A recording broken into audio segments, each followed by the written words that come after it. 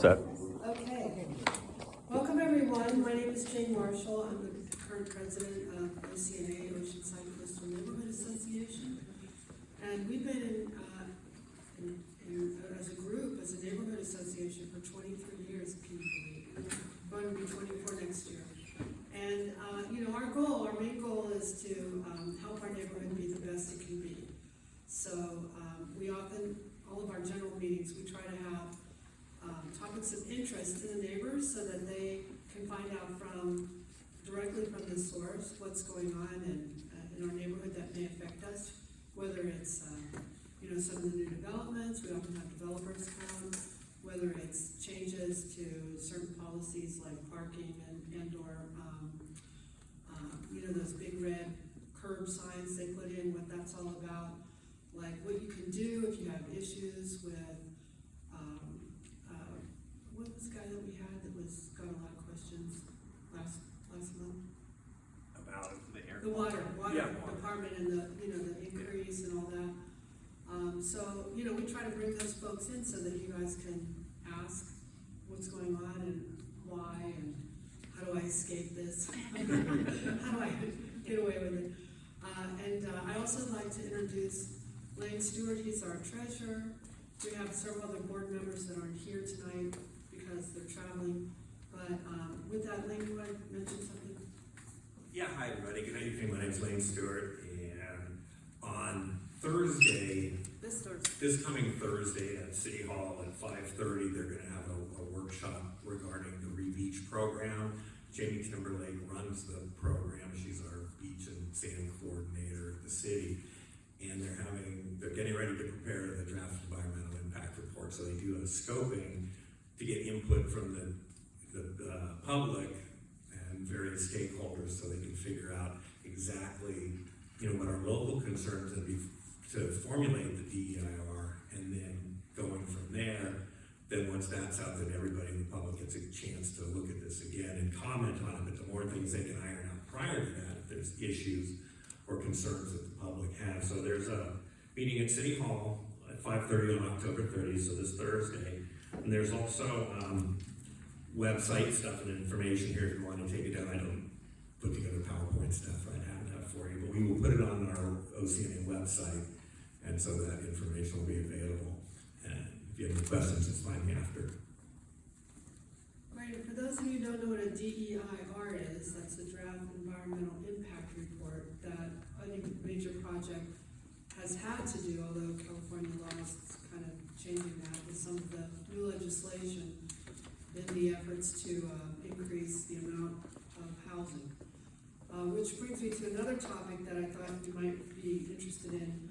Recently, literally last week or so, the state passed the SB 79, which, depending on how you feel about it, overrides all local zoning laws.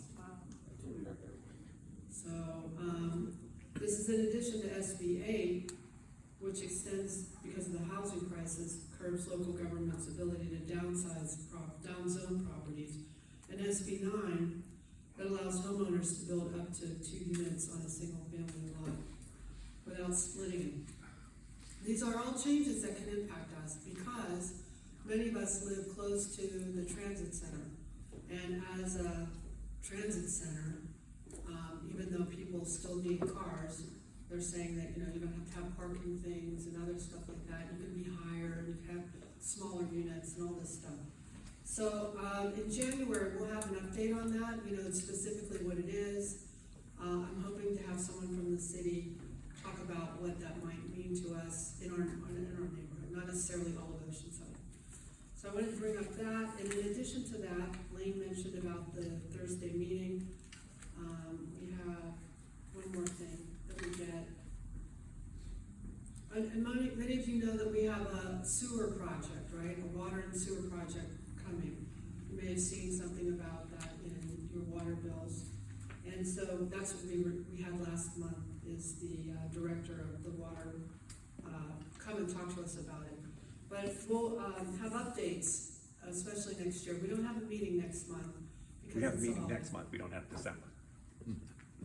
We have Right, November. I'm sorry, it's October, okay. We have a meeting next month on the 18th, and we're going to have an update from, hopefully Jamie with the sand, Reed Beach, and also with Victor Velasco. He's going to update us on the Coast Highway redevelopment that is coming. It's going through all these different procedural things. They went out and got some money from a grant, and when that's going to happen, apparently it's going to start on the north part of Coast Highway up by not quite In-N-Out Burger and work its way south. So he'll update us on what's happening and everything, and that keeps us in the loop as it affects our daily lives. So with that, I would like to, wait, did everyone sign in? We have a paper over here.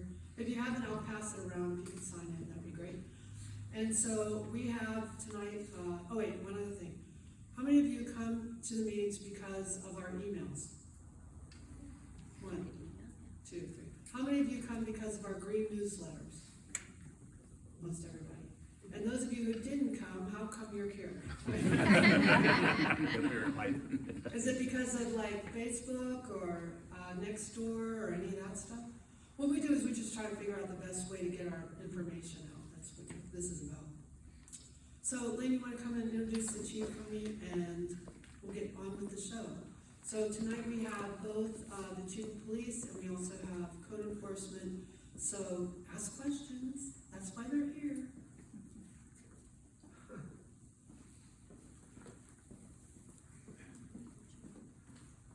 Hey, good evening again. I'd like to welcome Chief Valdvinos, our current and 200-something day now, police chief, but been with the force since he can explain at the beginning. Go ahead with that mic wherever needed. All right. Good evening, everyone. How's everybody doing? All right. Like Lane said, my name is Torino Valdvinos. I'm the chief of police here in the city of Oceanside. November 11th will be my 1-year anniversary. Feels like 100 years, but it's only been 1 year. I did promise Lane and a couple other folks, you know, when I was first appointed, I held listening sessions throughout the city. And you know, two of the major things that came up were traffic, and that included noise coming from vehicles, e-bikes, and also homeless. So I'll give you an update on those two things. I'll also give you a quick update on our staffing, because when I took over, actually as the assistant chief 2 years ago, our staffing levels were very low. We had 26 vacancies. We had another 10 who were injured on duty. So, you know, it's 36 officers down, which is a significant number. So I guess I'll start with that. So as of yesterday, our vacancy rate for our sworn positions, our number is at 8. Wow. Yeah, we actually had it down to 1 a few months ago, but we had 2 or 3 fall out of the academy. We had another 2 who failed training phase. We had 2 who decided to go to a different agency, and we had 2 people announce their retirement. So, you know, it's attrition, it happens. I think being in the single digits is fantastic. Now, keep in mind that we do have quite a few folks in training. We have 9 individuals who just graduated the academy a month ago. They're just starting their training phase. It's 6 months until they're out on their own. We have an additional 9 who are in the senior academy, and then we have an additional 6 who are in the junior academy. So that number, that true vacancy number, is actually larger than that 8, because we have to get those folks through the academy. And that's the frustrating part with law enforcement, is that it takes an officer or a person a year to become an officer, but it takes them a day to retire. and that's, in my opinion, that is where we're losing most of our folks, is to retirement. You know, the state of California has a very robust retirement system, where we can retire at the age of 50, which is pretty young. So the folks who are in that retirement group, they are, we're right in that wheelhouse where most of those people are of retirement age. So once we get through that group, the next group of folks, they can't retire until they're 57. So I think that'll slow down the attrition rate when it comes to public safety. But overall, very pleased with our efforts. When I became the assistant chief, I started meeting with our training staff and our recruiting staff and going over why we did things the way we were doing them. We literally had the same hiring practice that we did when Kelly was hired. I don't know if you guys know Kelly Dunn. She's a former OPD detective, good friend.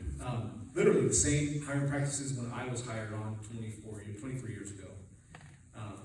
Very slow. It took us 4, 5, 6 months to get somebody on board, to get them through the process. So what we did is we looked at that process and said, how can we speed it up?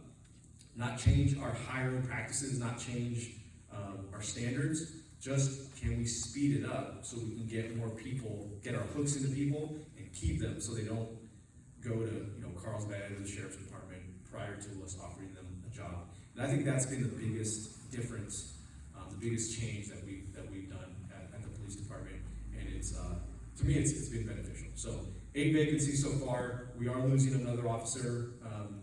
One of our neighborhood police team officers had a baby, and she's decided that she wants to stay home. Good for her.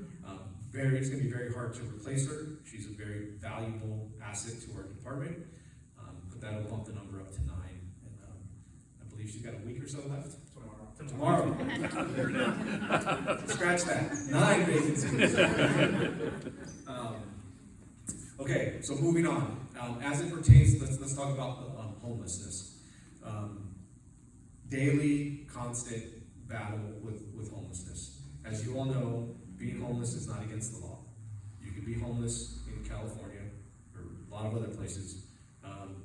Sleeping on the sidewalk is not necessarily illegal as long as you're not blocking 30% or what have you of the sidewalk. So it's a constant challenge for us to address homelessness. On top of that, because of COVID and other things such as like deaths in custody, the sheriff's department is very reluctant to accept people into the jail.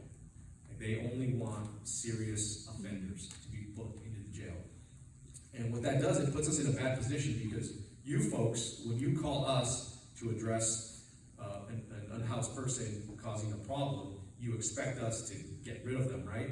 And take them to jail. And on our end, we wish we could help you, and we'd like to help you, but we are limited in what we can do because the jails won't allow us to book them. We have and we are asking our folks to be more aggressive when it comes to narcotics.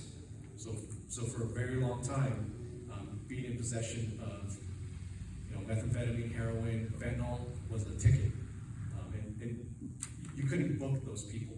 And we're asking our staff to actually take them to Vista, even though they're going to be released within 8 hours. It still makes a difference to you folks because we remove those folks from society or from your area. So we are asking our officers to be more assertive when it comes to narcotics enforcement. We did pass Prop 36, which allows people who have been convicted of drug offenses or theft offenses in the past to actually be booked for felonies and be held for felonies. Yes? Just a quick question. So possessing those drugs now is not a felony? No, it is a felony. The jails just won't They hold won't them. take them. Wow. Yeah. Big difference. Yeah. We are working with our new homeless coordinator with the city. We want to bring in social workers at the city level to help us address the homeless situation. Because folks, we are not the best entity to deal with homelessness. We're not. I think we have done a disservice to ourselves in that we have taken on so many responsibilities that we're not experts in, and the end result is that we don't address it the best way possible. So we're asking the city to take on that responsibility and have us to kind of take a backseat, a supporting role. I don't think we'll ever be eliminated from dealing with homelessness, obviously, but we are asking that the city hire social workers to take that lead responsibility. Yes? Just wanted to say I've witnessed a whole bunch of interactions between your police department and the homeless population in Oceanside, and I've been impressed by how compassionate your officers are. Oh, they do a great job. They really do. Again, it's a tough. It's like a juggling act. right? Like, we're trying to deal with them compassionately, but we're also trying to be forceful in a way. You know, if you look at any problem within the city, right, you need to have prevention, intervention, and enforcement. And unfortunately, enforcement is a necessary tool, but you also have to have the other two pillars, right? Prevention and intervention. So we're hoping to increase that and continue the enforcement to really make a difference. Okay, as it pertains to traffic. So I've asked the city, my boss, for 2 additional positions to address traffic specifically. Few folks don't know, we have over 180 traffic-related complaints in our city. 180. I currently have 4 motor officers. The motor officers are the ones who specifically focus on like traffic and write tickets, right? And unfortunately, because of staffing, and we had one guy who decided to go back to patrol, we're training another guy to replace him. But I really only have 4 motor officers to deal with over 180 traffic complaints. That includes loud exhaust, loud music, e-bikes. So we're doing our best. We're hiring officers on overtime to come in on the weekends and during school hours to address e-bikes, because I know e-bikes is a major concern for our community. We're also bringing folks in on overtime over the weekends and on Fridays and Thursdays to address a lot of the loud music and the exhaust downtown. And I have received quite a few emails from community members thanking me for making that effort. But I still want to hire 2 police officers or create 2 police officer positions specifically for that. Because enforcement is only as good as while it's there, right? If you remove that enforcement arm, the behavior will eventually go back to what it was. So we need consistent, long-term enforcement when it comes to loud exhaust, loud music, and e-bikes. Sir? A few months ago, a couple of your officers came to the CNA, did a great job, were very informative. And we were talking about traffic enforcement. They mentioned about the motorcycle police officers. And they said that they only had 4, but they were really slated for 12 at one point. But that you guys were a victim of your own efficiency. When the crime goes down, the city doesn't want to authorize more positions. You're like, oh, why? How do you get around that? Because I tell you, the traffic is a huge thing. People are just blasting through red lights on Coast Highway. I don't think people understand what a stop sign means. And I'm out there riding my bike or walking, my granddaughter said, it's like just unbelievable carelessness. I mean, it's one thing when they're on their phone, but it's another when they just look at you, just bam, blow right through. And that's one of the issues that I'm dealing with, is asking for these positions, but justifying the ask. Sandag just came out with our yearly stats for last year, and calls for service were down, I think, 3%. Crime was down 13%. However, the way I think I can justify it is the incredible growth in population that we've had in Oceanside, the congestion that we have in Oceanside. Now, is that going to make a difference to my boss or not? I don't know, but I have to sell that. We do have a citizen to officer ratio that we like to stick around. It's like I think we're at 1.7 officers per 1,000 citizen, and the average in San Diego, I think, is 2.3. Don't quote me on those numbers, I may have them wrong. So we are kind of towards the back end of it. That could be a tool that I can use to justify increase in the number of officers. But if you look at the number of new multi-purpose homes that are going in Oceanside, not just downtown, but back at North River Farms. Yeah. I mean, have you folks been back there? North River Farms is like a new city. It is huge. And we didn't do our part in asking the city for more police officers when that development was approved. Complete failure on our part, because that is a ginormous community and it's going to take a lot of resources. I am in the process of trying to increase our beats within our city. We haven't increased our beats. We have 10 beats in the city. We haven't increased our beats since 2020 or 2000. Since 2000, and I think our population has grown by probably 25,000, if not more. Okay, so I want to add a beat out west and add a beat out east because of the congestion. Our officers are having a hard time getting around and getting from calls to calls in a timely manner. Just too much traffic and too many people out and about. So those are the three main topics I wanted to touch on. I guess I can open it up for questions now. If anybody else has questions, yes. Okay, so who's your boss? The city manager, Jonathan. Jonathan, okay. Good. Yeah, we know And, John. I was gonna point out about the higher density and especially downtown. There's, Lane, how many projects? We've got at least 8 projects with approximately 3,000 apartments coming downtown. and how many people per apartment? Well, I'm just saying, there's It's like one's 300, 300, Yeah. 180, so 550 at the transit, Yeah. so it's about And 3,000 on average, it's like 3.1 per 3.1 unit. per unit. Yeah, that's what that figure just came out last And week. you know what they say, more people, more problems, Yeah. right? And maybe it's not crime or violent crime, but it's the running the stop signs, it's the loud music, it's just more congestion all the time. People pollution. Wait, so the second part of that is, how can we help you with Jonathan and the council to allow for more support on your end? All I would say is when these developments are up for discussion at council, just bring up the fact that we need law enforcement. More people, we need more law enforcement to go along with it. Okay, but so can I ask, and for the group, if you have that information that talks about, the ratio of this and that you share it with me or share with Lane, and we can, Sure. so that we can, when we're having a conversation with those folks, have the most accurate. Yeah. Yeah, and you can look it up yourself. Sandag publishes all our data, but I can definitely forward it. Please do that, thank you. Sir. Did I read that you guys had a drone program going now?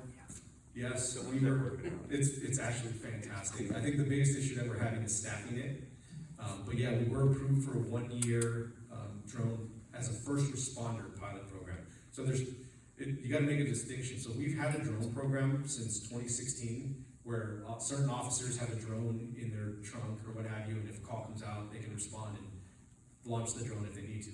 What the drone as a first responder is, it's different than that. It's actually a drone that sits on top of City Hall, and when a 911 call comes out, the drone launches. Batman. Yes, first. And we've already been able to cancel like 25% of our calls for service just with the drone alone, prior to an officer, a physical officer arriving on scene. What does the drone do? Does it have a speaker in it saying stop?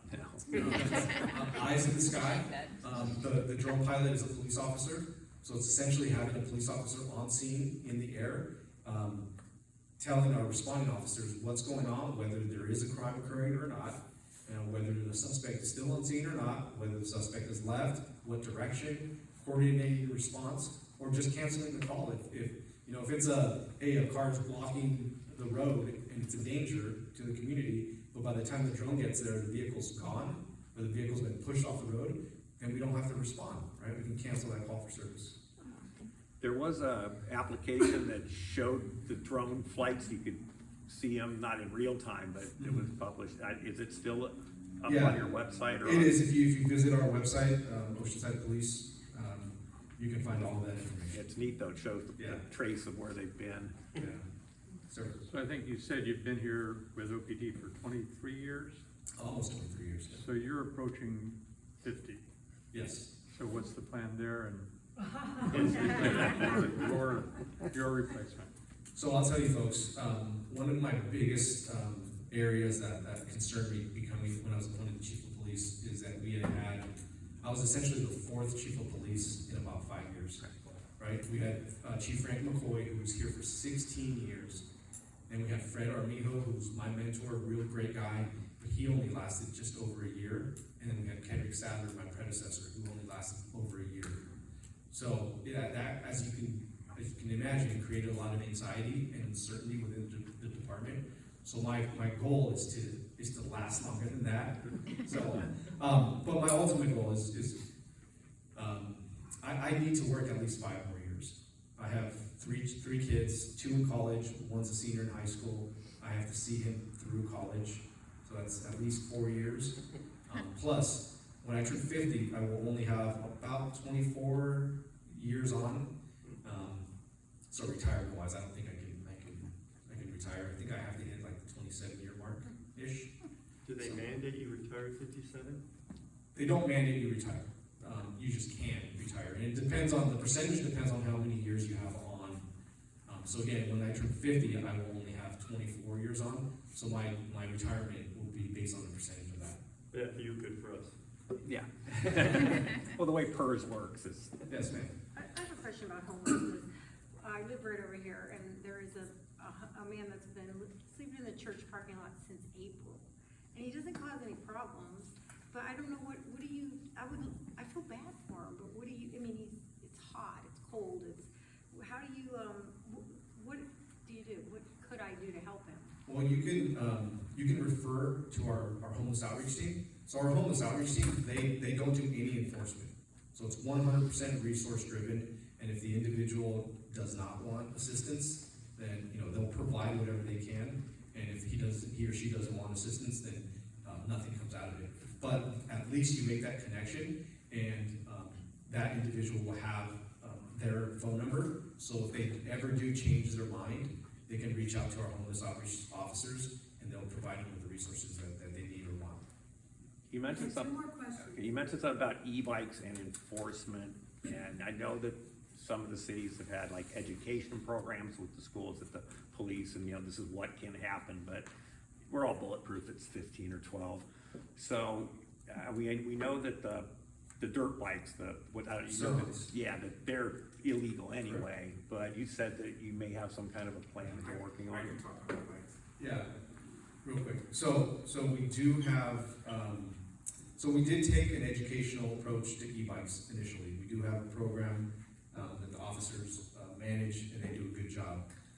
The problem is that, remember I said, you need prevention, intervention, and enforcement.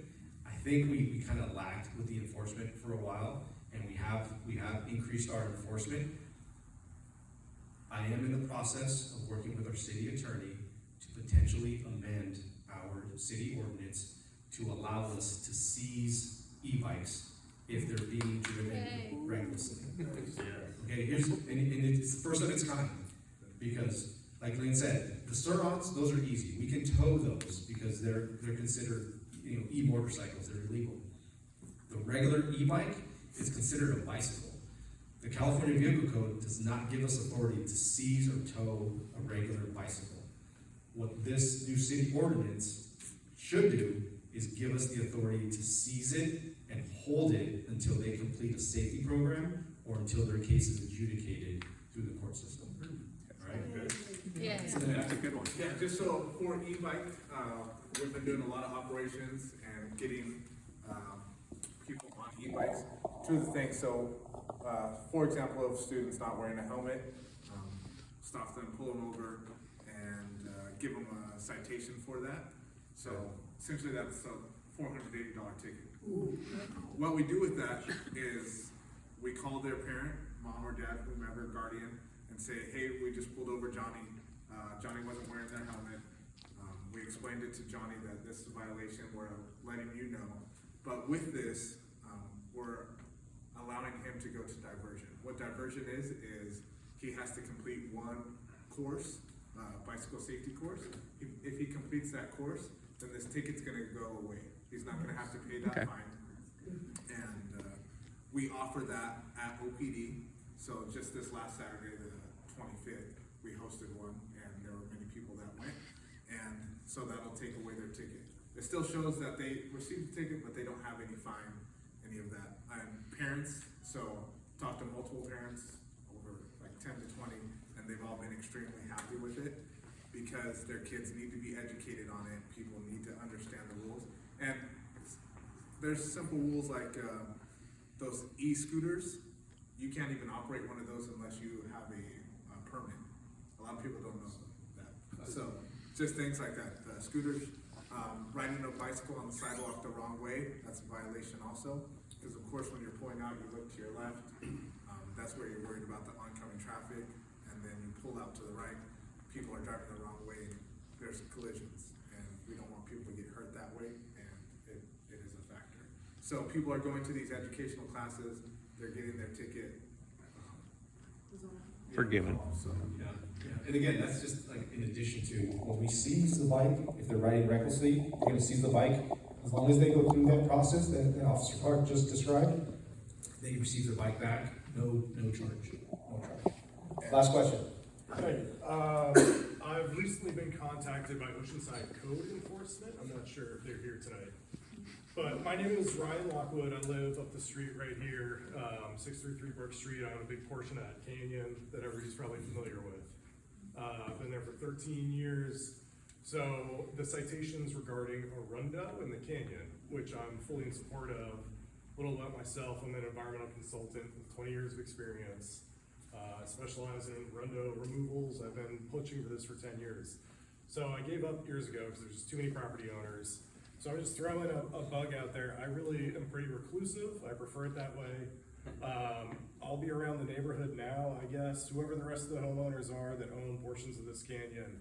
I know a lot of local contractors as well as nonprofits. So I'm working with, I think William Lamping is who's been in contact with me. We're just trying to come up with the best scenario for how to manage the canyon habitat to comply with the Oceanside city ordinances. And in particular, a lot of my upstream neighbors have already started doing a lot of labor, and I feel like they might be disappointed with the end result because I'm not sure where things are going to grow back. I honestly don't know who any of y'all are, but yeah, I want to land up the hill. Yeah, if anybody here is another vested interest, yeah, I'll try to partner with people so we do it right, use the proper chemicals and get it done, so we're not just continually having it removed and grown back. It's already I grown think back. that's a great segue. To code enforcement, there you go. Well, thank you, folks. Thank you, Chief.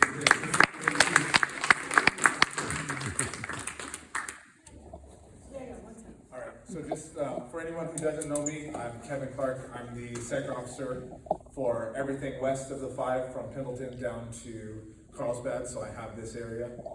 So we talked about the e-bikes, and then one of the things about that drone first responder, if you haven't checked, go onto our social media. One cool example is a couple was here for their anniversary out of town. They called, they went down to the beach, they called, they thought their vehicle was stolen. They called and dispatched the drone first responder. The drone was able to find the car, and they were able to navigate them from one parking lot to the next parking lot. And I do love traffic stuff. I have a passion for that. So I just got certified for radar and LiDAR. So talk to Lane, and then if we can find a few spots, obviously not the entire city, but if there's a few hot spots, I can go out there for speeding, traffic sites, different things like that. So, Okay, we have those. Wisconsin and Chris Highway. Yeah, no, we'll email you something. Thanks. but great meeting you guys. Thank you. Have a wonderful day. Stay safe, gentlemen. So isn't it great to have these wonderful professionals here? And speaking of professionals, I want to invite Delores to come up and speak, and Erica. And these are our code enforcement officers. Erica is like, I think, in our area, just like the other officers, and Delores is in charge of that. So I'm excited to hear what you have to say. Come on over. Great. Hello, everybody. So, I first wanted to start off by saying that I really applaud every single one of you guys that is here tonight. Jen and I had an opportunity to chat a little bit before this meeting, and it really is community coming together. Our jobs, just like OPD, cannot be done without community, without your help. So I'd like to personally thank you guys for submitting the complaints, for those of you that have. And just tell you that, yeah, Oceanside is beautiful and it's great because we're all putting an effort to make it and keep it that way. Just by a show of hands, how many of you guys are familiar with code enforcement? Okay, cool, that's good, all right. So what we're gonna do is I'm gonna go ahead and do a quick presentation. We'll hold our questions until the end of our presentation. Delores and I will kind of tag team to answer some of those questions for you guys. If we do have more questions like yours that are specifically regarding your property, we are going to ask that you contact us directly, or maybe a couple minutes after the meeting. We don't have our database on hand, so we won't be able to pull up your specific case, but more than happy to go over it if we schedule time to talk. So can everybody hear me okay? Mm-hmm. Yeah, good, perfect. All right, so. You can move that mic stand, whatever's comfortable for you. That's good. All right, so we're gonna go a little bit over what does code enforcement do? And just FYI to y'all, I'm a bit of a talker, so I'm gonna try to keep it, just give me a look or put a hand up if I start talking a little bit too much. All right, so one of the many things that code enforcement does is we enforce the municipal code. We also enforce the zoning code, the zoning ordinance. We enforce the housing and building codes, enforce health and safety codes. And as we go through this, I'll give a couple of examples of that as well.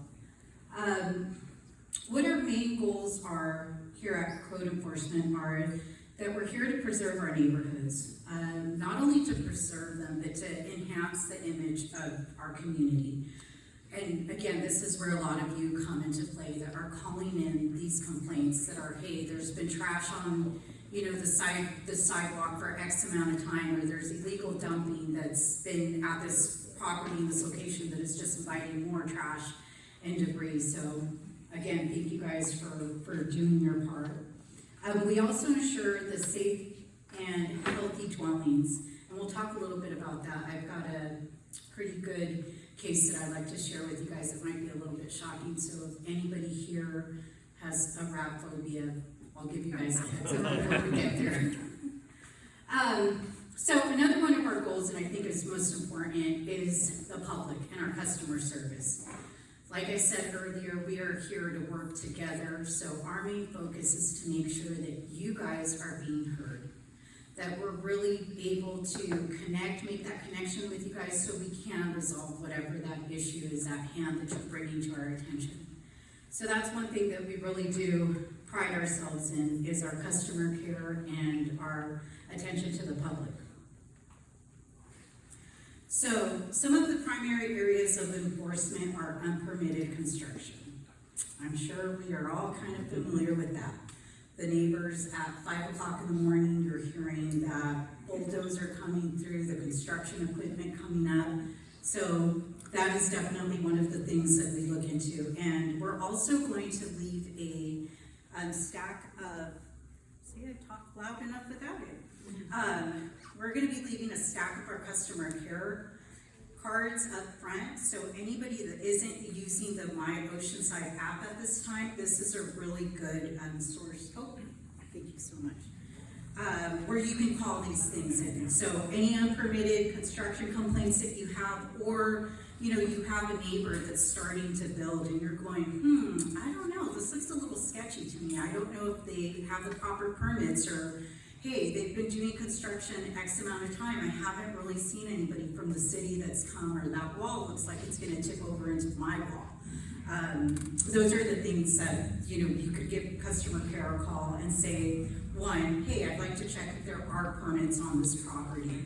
And if not, I'd like to file a code enforcement complaint.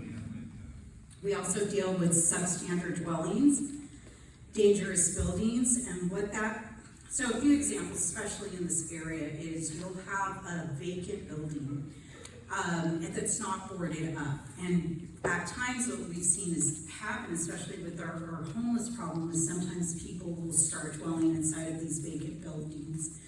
And also, along with that, the trash and debris starts to pile up, and, the crime. So these are things that this is our area.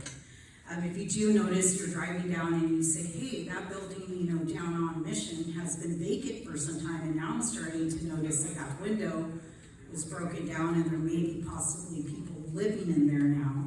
That is definitely something that we, along with OPD, would look into that. So that's one of the complaints that we would definitely look into and take very serious. Another one is abandoned and inoperable vehicles.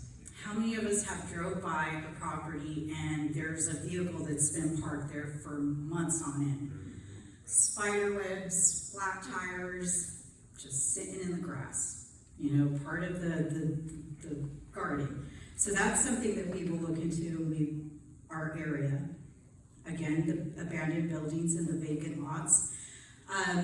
My area is, so I have North Oceanside, the east side, which is San Diego up to Loretta. I've got everything up until Mission. So I have a lot of vacant lots. With vacant lots, a lot of the things that we see are trash and debris and the illegal dumping. So if you see a vacant lot in the neighborhood and you start to notice that the vegetation is starting to grow out of control, it doesn't look like it's being maintained, or trash and debris in the area, that's definitely one that is a good one. So we want to try to get ahead of the problem. So if we start seeing, like I said, just the trash and debris that's starting to accumulate, or those weeds are starting to get a little bit out of control, great idea to give us a call and put it on our radar and say, hey, drove by here, notice that it hasn't been maintained. That is one of the things, because again, we're trying to prevent that, what happens if it doesn't get maintained. There are times where there may be a vacant lot and somebody will say, well, you know, I've noticed this for 6 months, the past 6 months, but I didn't call it in because it was just trash and debris. Well, now we have 4 camps out there.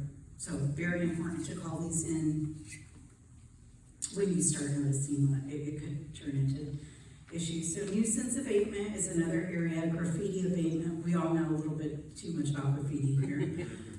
So we do have, and we'll get into this the further that we go into our presentation, but we do have a officer that is designed solely to graffiti. So those calls that come in, the My Oceanside app is wonderful and it's great. We'll also go over the information that is helpful to us to be provided in that. Pictures are always great, especially with graffiti.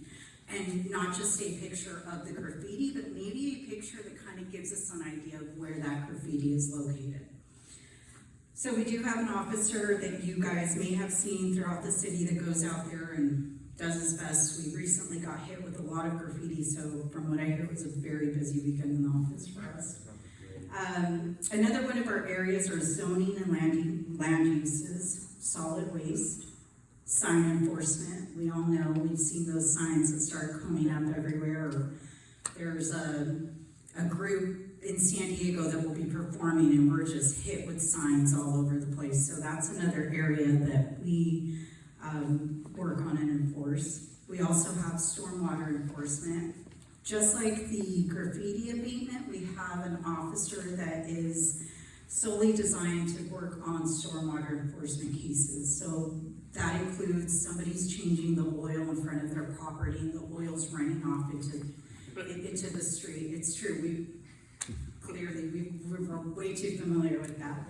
So we do, or the water's been running. You know, we have a lot of cases where somebody calls and says, yeah, it's been 6 weeks. Those are things those are our areas, not 911, but our areas. We also work with expired business licenses. So again, if you believe that the business is running without a license, that's something that we work on. We also have an officer that solely focuses on the business license issue. Unlicensed vending. I don't know if any of you attended the Dia de los Muertos event this weekend, but our officers were out there this weekend, so the unlicensed vending is also something that we address in the city. Vegetation management, we kind of already covered that with the vacant lots. Doesn't mean it only happens with vacant lots. We'll have properties that have weeds that are taller than the people entering the homes. All right, so now our code enforcement staff, and if I'm talking too much or too fast, please just put a hand up. So our code enforcement staff consists of a code enforcement manager. We have 2 senior code enforcement officers, 12 code enforcement officers that are divided throughout the city, so we all have different areas. There are times where since I only work in the North Oceanside area, we may be down an officer might be on vacation, and I might be assigned to a case in North River. So if you do become very familiar with your area officer and all of a sudden you get a call from somebody else and you're like, hey, wait, you're not Erica, that's usually the case. We're just trying to fill in or somebody's away. So while we do have assigned officers, we all help each other with each other's caseloads. And then we also have a map online that shows that information on the area officers in the areas.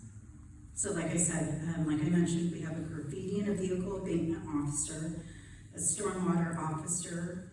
We also have an encampment officer. So I know we're all very well aware of this. We'll drive by, we see the encampments, private properties. These are our two officers are amazing. All of our code enforcement staff is great. We have a short-term rental officer. We actually have two, and they deal with any short-term rentals. So if you have reason to believe that maybe the neighbor is a snowbird, or you thought was a snowbird, but all of a sudden parties are happening at this house and you're seeing different people coming in and out, that's definitely something that we look into and we investigate. So any complaints regarding that, we got you guys. And we have one clerical support staff. So here's a picture of one of the many different illegal encampments that some of our encampment officers have dealt with. Just to give you guys an idea if you haven't seen any of these close up. We also deal with boarding houses, solid waste. You know, and again, just like with the illegal dumping, the solid waste, if we see just a few pieces out that have been left there, I say call it in, because what happens, it becomes a bigger problem and it can happen within days. So these are just some pictures that we wanted to provide for you guys. So here's an example of our stormwater solid waste. So, you know, you may have a restaurant that has oil and they're just, you can tell I have a touch screen at home, I'm trying to make this one. That has oil. So, you know, and it's so this is another, our stormwater officer is something that she would address. The illegal dumping, again, super important. I had a property off of San Diego Street that started with 2 chairs when I spoke to the person that reported it and said to me, well, Eric, I saw the 2 chairs about a month ago.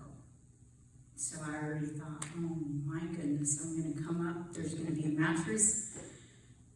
I was expecting 5 other things. There were about 3 apartment complexes in that area from illegal dumping. So another reason why it's really important to call it in before it becomes a bigger issue. And illegal dumping is a very big problem, especially in the alleys downtown. For those of you that may have issues with illegal dumping, one of the things that I highly recommend is placing a camera or even a fake camera in the area and a sign that says you're being recorded. This doesn't necessarily mean that the problem will completely go away if there is dumping, but I have seen it significantly drop after the cameras and postings. So just food for thought. Another one of our ones that we deal with are substandard conditions, so hoarding. So if you have a concern about somebody that you believe may be hoarding, that's something that we would look into. So just one of the many pictures of what that looks like. So, you know, when we're working on cases like this, what we're looking for is egress. We want to make sure that emergency personnel or OPD, if they need to come in, are able to get in and out of the home safely. I work on hoarding cases and people aren't always too happy to have us come in, understandable. But once we explain to them that it's for their own safety, if you know, emergency services need to come in and they're on the couch and a gurney is trying to get through, just makes their job more difficult and their safety, you know, is put at risk. So here is just another picture of an example of the vehicle abatements that we have program with the city that if you have an issue with an abandoned vehicle, give us a call. Garage conversions. So, this is a really good example as to why it's so important to make sure that garage conversions are permitted. This is just one of the many examples, faulty electrical, fire, so without the proper permits and without the proper inspectors going in there to ensure that everything has been done to code, this unfortunately is a reality. So, how does our enforcement work?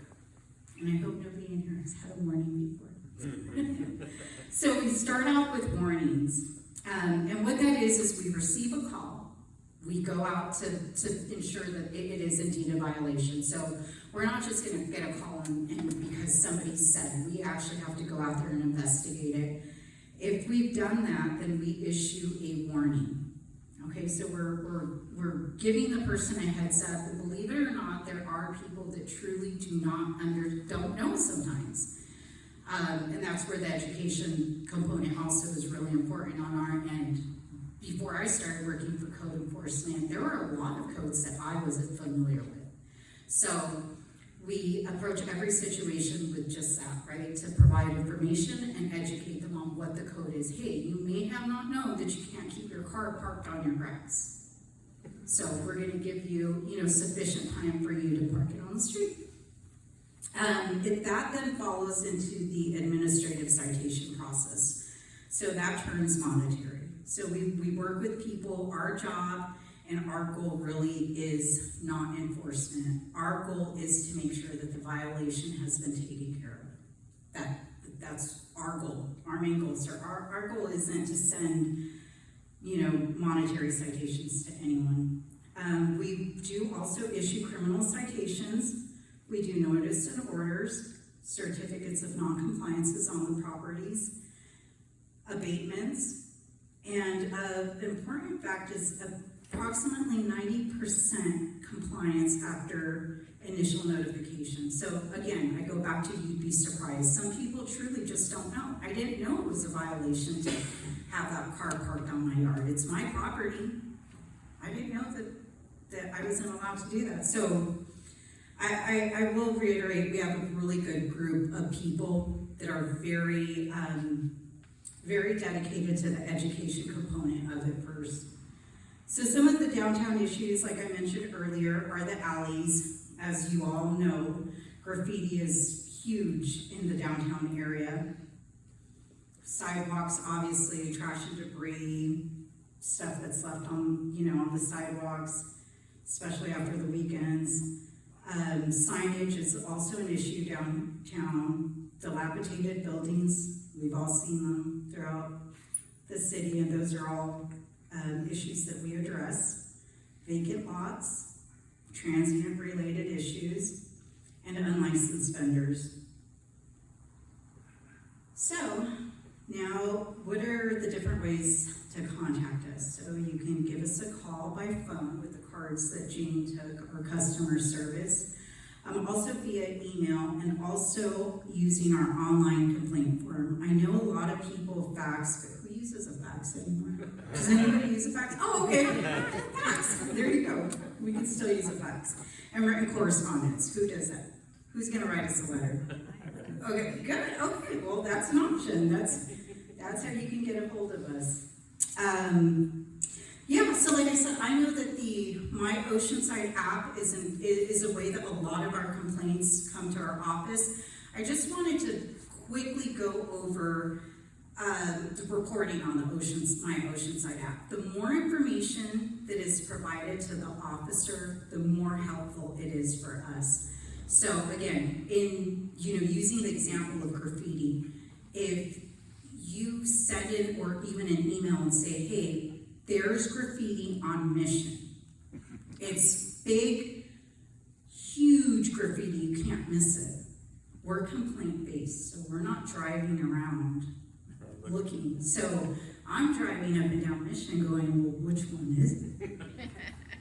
Right? So the more the descriptive or that photo could be, just take a couple steps back so we can kind of see what we're looking at.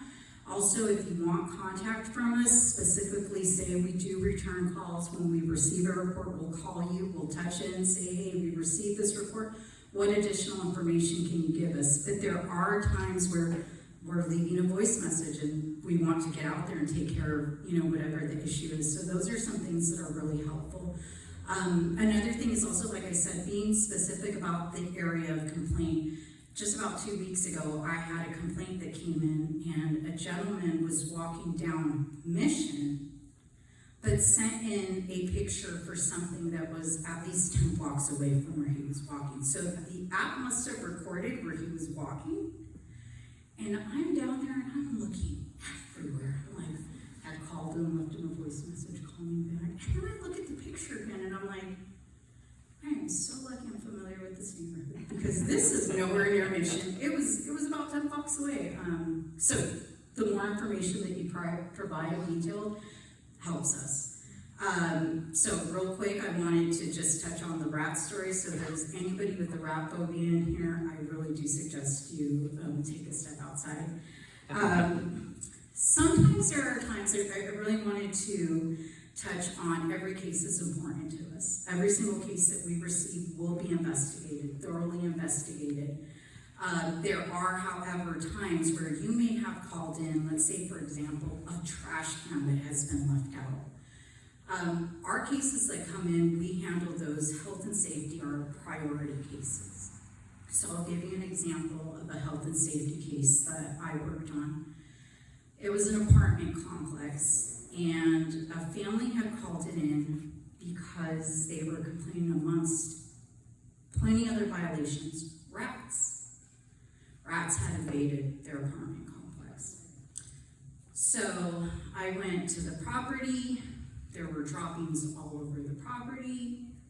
I started working on the case, come back the following day.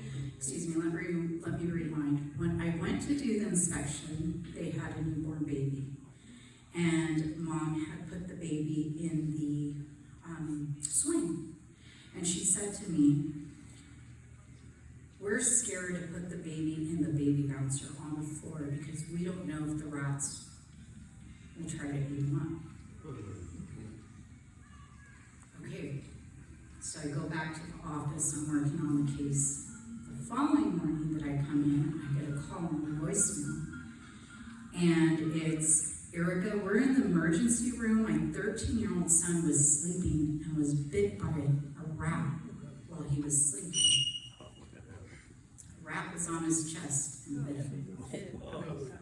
So sometimes, if you're wondering why that trash can is still out there, we are addressing it. We're just, our health and safety cases are the ones. And at any time that if you have called something in and you're wondering about it, just give us a call. Give your area officer a call. We'll be more than happy to explain what's going on. All right? So I just wanted to leave you guys with that short story. Hopefully didn't ruin anyone's night. Yeah, so that's it. I'm going to hand it over to Delores for questions. Thank you guys again. You guys are all great. Thank you, Jeannie, for thank you guys. Hi, I'm Delores. So, were there any questions? I'm gonna put the mic down so you can. Oh, There you go. There you go. It's Halloween. We're gonna- I have a quick. Go ahead. Okay. What kind of grace period is there for those who inherit like some sort of code issue on their property? So it just depends on the situation. If it's illegal construction, we do give pretty much 30 days to try to figure everything out. If someone, let's say someone bought a home and it had illegal construction and it wasn't disclosed during the sale, then we would give them 30 days to either submit plans or get the ball rolling. And code enforcement, like Erica said, we're here to work with you. We don't want to issue citations. That's not our goal. Our goal is to bring the property into compliance. So it meets all of our health and safety requirements, all of our zoning ordinance and our city codes. What if there's like a business that's like plays loud music 5:30 in the morning till 8, and before you guys open, we have a gym over here on the 400 block of Coast Highway, and they blast the music and they open up their back doors. And so my neighbors all came to me and said, you've got code enforcement coming since you guys aren't open at this time, And I mean, you're not gonna take my little decibel meter that's on the iPhone as evidence. How do we do things that are after hours? I remember we had trouble with Jackie trying to get down to the illegal vendors on the beach on the weekends. We worked that out down the road, and you guys got an ordinance and everything Yes, else. so what OPD does, they have a non-emergency number. You can call that the non-emergency number, which will send out an officer when they have time to send someone out. I don't know how. Well, their that's been the schedule issue works, because but they it- come yeah. and but nothing has happened. It's been going on for Yeah. more than a year. So how would we get you involved since it's a code thing? So what you can do is you can actually call our 4500 number, our customer care line, submit that complaint, and then we can have the officer come in before hours or after hours, depending on the situation. So what we do, we would inform the business owner, this is the complaint that we received.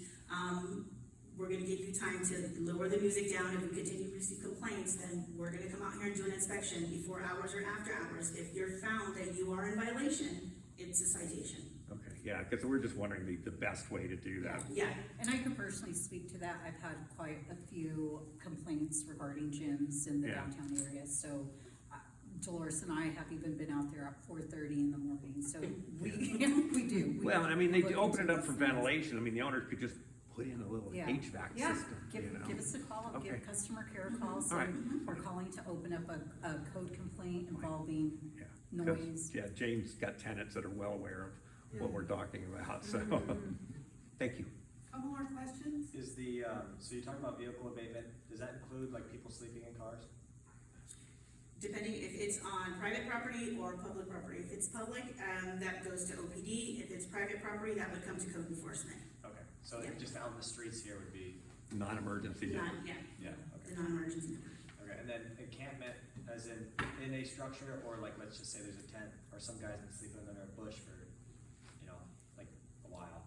Yeah, private property would come to code enforcement, Okay. and then public property would go to OPD. Gotcha. Any more questions? Some businesses in the late evening, maybe an hour or two before they close, I'm thinking of some grocery stores, block some of their entrances that are marked very clearly, these doors to remain open during business hours. And I know that's an issue, so there's proper opportunity for egress in case there's a fire, or is that your department's responsibility to enforce? You can submit that complaint to us, and if there's something that we can't do, we can find the agency that does the enforcement and then refer that on over to them. The great thing is that we have a really good working relationship with the other departments, so fire, planning, zoning. We are, everybody, that's a wonderful thing, not only living in the city is seeing community come together, but also staff. We all work very well with other departments, so if it's not something that falls into our area of expertise, that is definitely something that we're able just to pick up a phone and directly, Call someone. yeah, bring somebody in to assist. And you're also responsible for parking enforcement, correct? No. Oh, you're not? Parking enforcement is a whole nother division. So parking enforcement deals with all of the vehicles that are parked on the street, parked illegally, down in the beach parking lots, don't have permits. They deal with all of that. We deal with parking on private property. Don't you also deal with more than 3 days, or is that's Public Works City? That's Public Works City. that's parking enforcement. Can we put number your question? Yeah, I was just curious about the illegal dumping.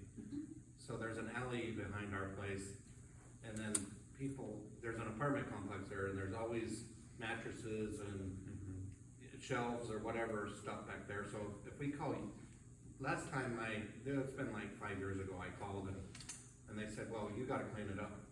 And I said, it's not my stuff. So they said, put up a camera and the signs, and I did. But then we still paid to have it all hauled off because we didn't want to get a citation. But so my question is, I guess if we call you guys, will someone come and get the stuff? Or do we have to remove it? It's still the owner's responsibility to remove it, but if you have any information, let's say you have the license plate number of the vehicle who did the dumping, or someone saw the dumping and can report that to us, we can actually send a notice to the owner of the vehicle. So we have access to vehicle registration through OPD, and that's something that we can do. We can hold them accountable and, for doing vehicle dumping, yeah. Okay, I was curious. Or also if, go ahead. Also, in the case where I deal a lot with those types of issues, so if, I've had a case where a property owner, alley, and an apartment complex is right across the way, and the tenants are dumping all the trash Right. on the other That's what he's side talking of the about. Yeah, property. that's So, happening. so that's where it, and really the idea of having to invest in a camera can be like, oh my gosh, why should I have to do this? It's money out of my pocket, but if you, like you said earlier, Yeah, right, we if it's don't on your have property, then it becomes your responsibility as the property owner. So that camera investment might not be such a bad idea. If you're able to give us some sort of, photos, documentation, or you say, hey, this is coming from this apartment complex, we're able to issue a notice to the owner of the apartment complex or the Okay. property management company and give them, like she mentioned earlier, right, just a heads up, a general heads up. We've received this type of complaint. We've heard that it's coming from your apartment complex. And that's where our jobs come into play. So that's where we do all that legwork to go out there. Is there certain hours of the day, we get into our little investigative mode. We like to, feel like investigators. Find So, somebody's yeah, name on the that's desk something that we would definitely look into. Yeah, fair, fair Call enough. it in. Free, gratis. Yeah, it'll be gone. Okay, so let's thank Fair our. What I really like about, having the folks from the city come is, first of all, they come. Second of all, they have information right at their fingertips because they're dealing with it day in and day out, so it's not like, well, let me get back to you, And, we can give them feedback about the issues and concerns for like the particular area that Erica's involved with. So that maybe in the back of her mind, it allows her to be a little bit more aware or, be able to, help us, help her. So, we appreciate you guys coming and informing us, and, we'd like to keep the dialogue open, so maybe sometime next year we'll have you back, and we can talk about maybe some improvements, or, maybe other issues, like, we wanna do a traffic, stop with OPD, not stop it, like, where they monitor and then go after some of those folks, so. And then don't forget, My Oceanside app. If you don't have it, I'll try to put the link, we have the link on OCNA101.org for public stuff. You just click that, it's the same app. And you have to create a little account, but you have an issue, you do litter, and they come and get it. You have an issue with homeless, you do gatekeepers, and they send a gatekeeper officer out. Or they coordinate with OPD, or they coordinate with the rescue mission, depending on how that is. So we have these resources, and what's best about that app is that it's now logged in, there's details, hopefully a picture, as these guys described, and you get an answer. So it's not a black hole. So again, go on OCNA101.org, and on resource page, you'll see public stuff. Click on that, sign up.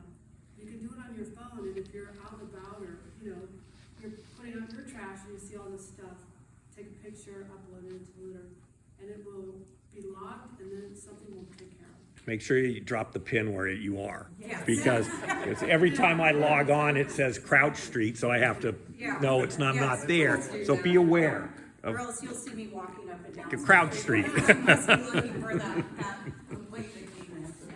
Well, thank you again, and remember, next month it's the 18th. Donations for St. Mary's Basket. Oh, yeah, and we're doing a basket for the holidays with St. Mary's. They select a family in need, and we provide them with donations from the members. Most people give $20. And we put together a basket of holiday things for a holiday meal, so that they have children, small toys, or gift cards, just to help someone have a little brighter holiday as we all kind of gather with their family. So next month, please bring your $20 or whatever you want. More's better. We also donate, we match, OCNA matches what we get from donations, so it's a nice big basket. Because they're generous enough to let us use this room.